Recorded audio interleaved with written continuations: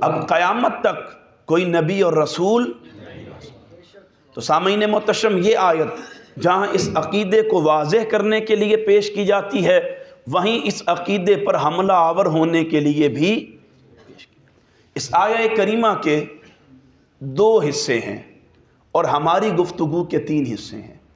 سب سے پہلے میں آج کی گفتگو میں عقیدہ ختم نبوت کو قرآنی آیات کی روشنی میں، پھر کریم آقا کے ارشادات کی روشنی میں، اور پھر قادیانیوں کے اوچھے ہتھ کنڈوں کا پوسٹ مارٹم کرنے کی صورت میں آپ کے سامنے بیان کروں گا. سب سے پہلے اس آیت کی اگر بات کی جائے، اس آیت کے 3 حصے ہیں. اس آیہ کریمہ کے پہلے حصے میں رب ذوالجلال نے ارشاد فرمایا ما کان محمد ابا احد من رجالکم. اس آیہ کریمہ میں رب ذوالجلال نے حضور کے لیے کسی جوان مرد کے باپ ہونے کی نفی کی ہے. اس نے فرمایا محمد تمہارے جوان مردوں میں سے کسی مرد کے باپ نہیں ہے.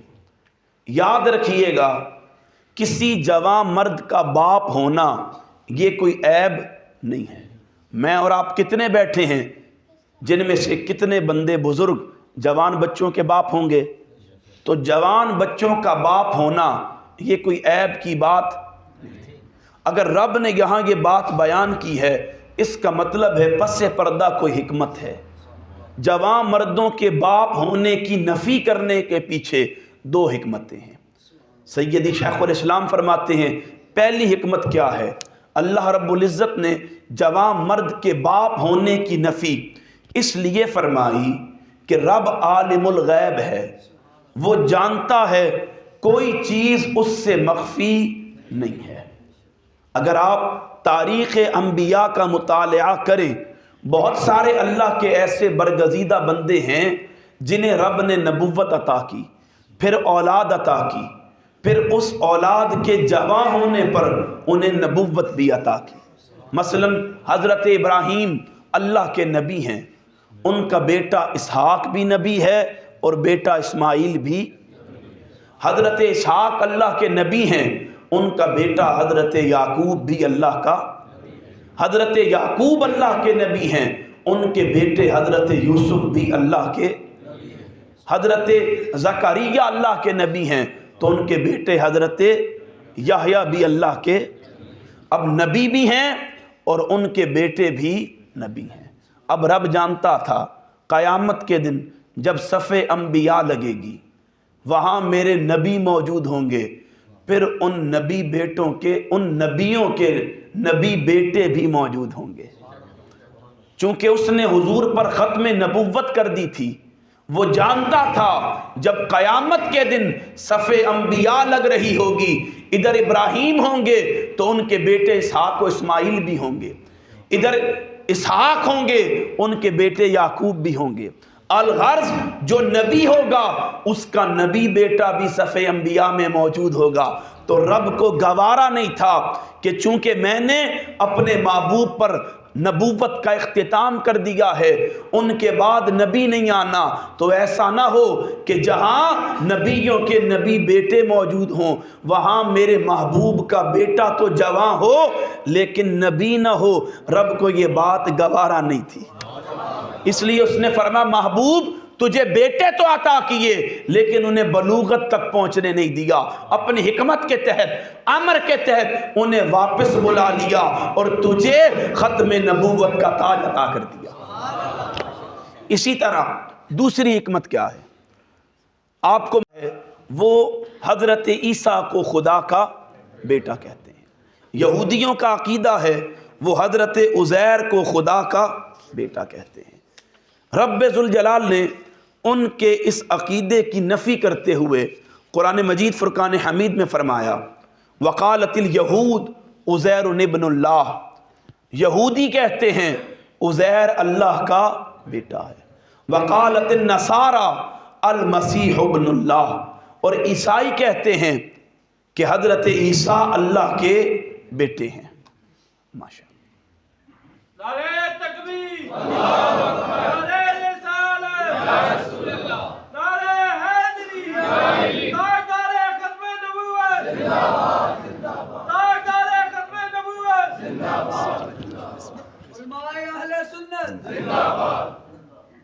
ہم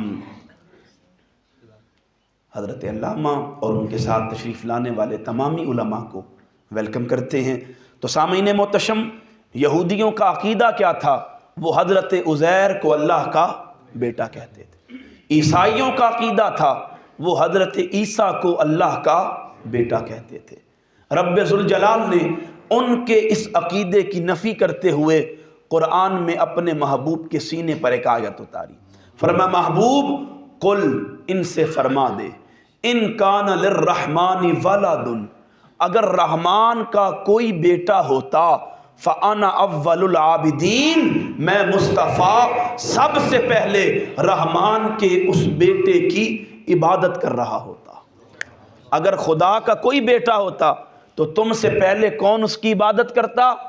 میں مصطفیٰ خود سب سے پہلے اس کی عبادت کرتا۔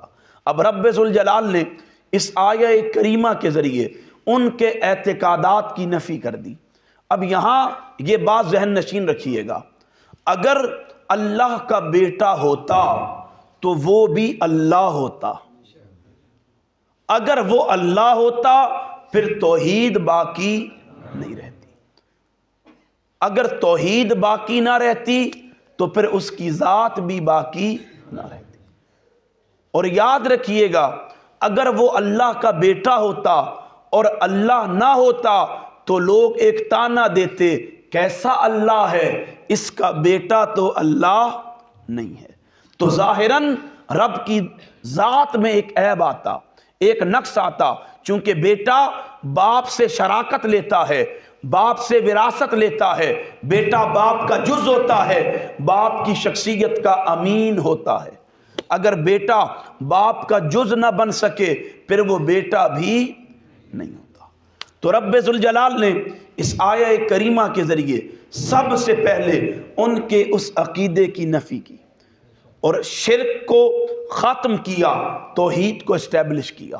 علی ھذہ القیاس، اگر کریم آقا کا جواں بیٹا ہوتا پھر وہ نبی ہوتا، اگر وہ نبی ہوتا ختم نبوت باقی نہیں، اور اگر نبی نہ ہوتا تو حضور کی طرف معاذ اللہ ثم معاذ اللہ ایک نقص آتا، ایک عیب آتا کہ دیکھو کیسا نبی ہے، اس کا بیٹا تو نبی نہیں ہے۔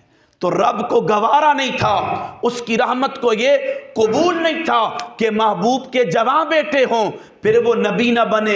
اس لیے رب نے اپنے امر اور حکمت کے تحت حضور کی اولاد کو بچپن میں اپنے قریب کر کے حضور کے لیے جوان مرد کے باپ ہونے کی نفی کرتے ہوئے اعلان فرما دیا، میرے محبوب تم میں سے کسی جوان مرد کے باپ نہیں، لیکن ان کا تعارف یہ ہے، یہ میرے رسول اور نبیوں کے خاتم ہیں۔ سامعین محتشم، اس آیہ کریمہ کے اگلے حصے میں اللہ رب العزت نے حضور کا تعارف پیش کیا، فرمایا ولاکن رسول، میرے محبوب کا تعارف یہ ہے، یہ میرے رسول ہیں۔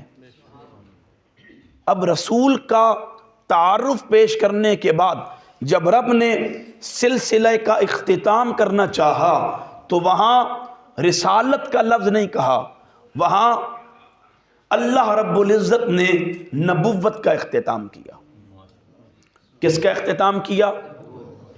کیا فرمایا؟ وخاتم الرسل نہیں فرمایا، اس نے سلسلہ نبوت کا اختتام کیا۔ جبکہ کلام کے ساتھ ایک ربط ہوتا ہے، اگر اس نے تعارف رسالت کا کروایا ہے تو اس کو اختتام بھی رسالت کا کرنا چاہیے تھا، لیکن اللہ نے اختتام رسالت کا نہیں کیا، بلکہ جب سلسلہ کو ختم کرنا چاہا تو نبوت کے سلسلے کا اختتام کیا۔ اس کی وجہ حکمت کیا ہے؟ آپ سارے جانتے ہیں، ہماری بہنوں میں چھوٹی سے چھوٹی بہن، ویسے بیٹیاں چھوٹی نہیں ہوتی لیکن میں عمر کی بات کر رہا ہوں، چھوٹی سے چھوٹی بہن بھی، اور یہاں بچوں میں چھوٹے سے چھوٹا بچہ بھی یہ بات جانتا ہے، یہ انڈرسٹوڈ ہے، اس پر وقت صرف کرنے کی ضرورت نہیں کہ اللہ رب العزت کے جتنے رسول ہیں وہ سارے کے سارے نبی ہیں، لیکن اس کے 1.25 لاکھ نبی رسول یاد رکھیے گا اللہ کا ہر رسول نبی ہوتا ہے لیکن ہر نبی رسول، یہ انڈرسٹوڈ بات ہے۔ اب اللہ رب العزت نے اسی اصول کے تحت، وہ ہماری جبلت، عادت، طبیعت جانتا تھا، اسے معلوم تھا ان لوگوں کو اتنی خرد اور عقل ہے، یہ جانتے ہیں جو رسول ہوتا ہے وہ پہلے نبی ہوتا ہے، تو رسول ہونے کے لیے نبی ہونا شرط ہے۔ اس لیے رب ذوالجلال نے اس آیت میں جب بات ختم کرنا چاہی، رسالت کا اختتام نہیں کیا۔ وہ جانتا تھا کہ کوئی من چلا یہ تعویل کر سکتا ہے کہ دیکھو رسول نہیں آئے گا، نبی تو آ سکتا ہے۔ اس لیے اللہ نے ان کی عقلوں پر باندھ لگاتے ہوئے فرمایا کہ اب قیامت تک کوئی نبی نہیں آ سکتا۔ جب نبی نہیں آ سکتا تو پھر رسول بھی نہیں آ سکتا۔ دیکھیں اللہ کا نبی بنتا کیسے ہے؟ نبی وہ ہوتا ہے جس سے اللہ کلام کرتا ہے۔ اب اس کے کوئی بھی ذرائع ہوں لیکن صورت صرف وحی کی ہوگی، وحی کے ذریعے رب جس سے کلام کرے وہ اللہ کا نبی بنتا ہے۔ مثلا وہ جبرائیل کو بھیج دے، وہ طور پہ بلا لے، یا او ادنا کے مقام پر بٹھا کر بلا حجاب اپنا دیدار عطا کر کے محبوب کو وحی عطا کرے۔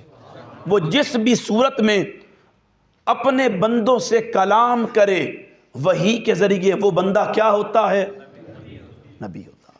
اب اس نے کلام کیا، کبھی کلام کیا کوئی صفی اللہ بن گیا، کبھی کلام کیا کوئی نجیب اللہ بن گیا، کبھی کلام کیا کوئی خلیل اللہ بن گیا، کبھی کلام کیا کوئی روح اللہ بن گیا، کبھی کلام کیا کوئی صدیق اللہ بن گیا، کبھی کلام کیا کوئی روح اللہ کلمت اللہ بن گیا۔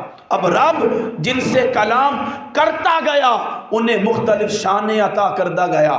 پھر ایک وقت آیا اس نے او ادنا کے مقام پر بلا حجاب سب پردے ہٹا کر جب اپنے محبوب سے کلام کیا تو آل محبت کہتے ہیں کہ اسے اس کلام میں اتنا لطف ملا، اس نے یہ فیصلہ کر دیا محبوب اب تجھ سے کلام کرنے کے بعد حجت تمام ہو گئی، اب قیامت تک نہ کسی سے کلام کرنا ہے نہ کسی کو نبوت کا تاج عطا کرنا ہے۔